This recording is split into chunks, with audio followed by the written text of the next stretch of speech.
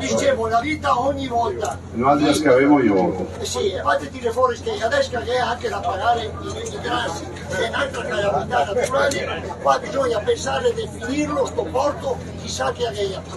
Guarda che Pila, e lo sai bene, qui è il porto più importante che c'è dopo Chioggia.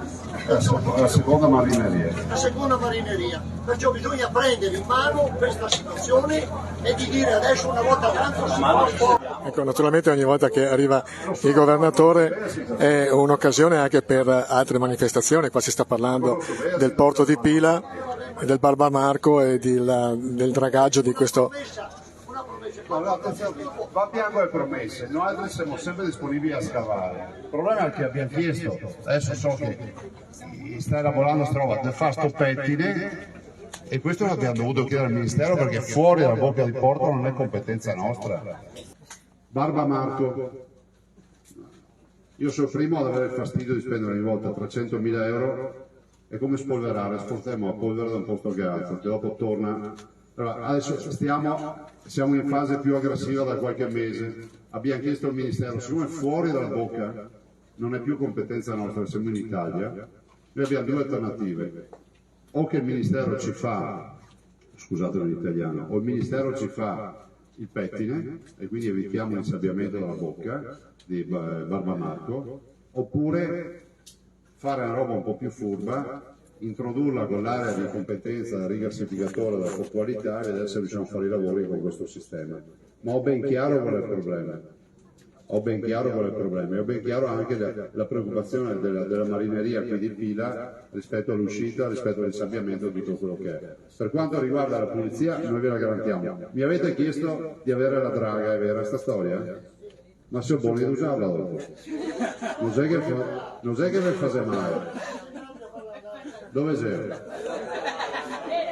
Questo pesca, scava, fa tutto lui. No, ma il problema, siccome voi burocrati mi dite, ma come regolamentiamo questo? Se posso darvi la draga, vi arrangiate meglio di tutto. Però io devo essere tranquillo che dopo non venga fuori i casini. No, adesso ve lo dico seriamente. Ecco, ora Corazzari fa questo incontro.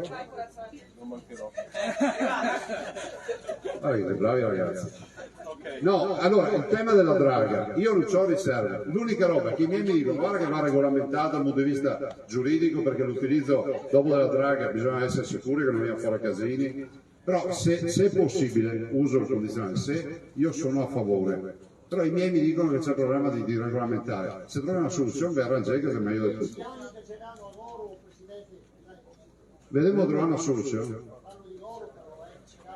Non c'è che ti sia dell'Emilia Romagna, dì che ti sia orgoglioso del Veneto.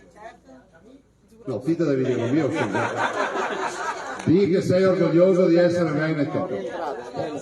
Però se capiamo. No, è la terza volta che mi citi Emilia Romagna. Ti piace i pisati? No, invece è chiaro. Vediamo di affrontare anche il tema della draga. Questo mi prendo io l'impegno. Ripeto, i miei mi dicono ma ci sono problemi, però se a Goro io fare un attimo se non manco di Goro. Lui sarà meglio di noi altri.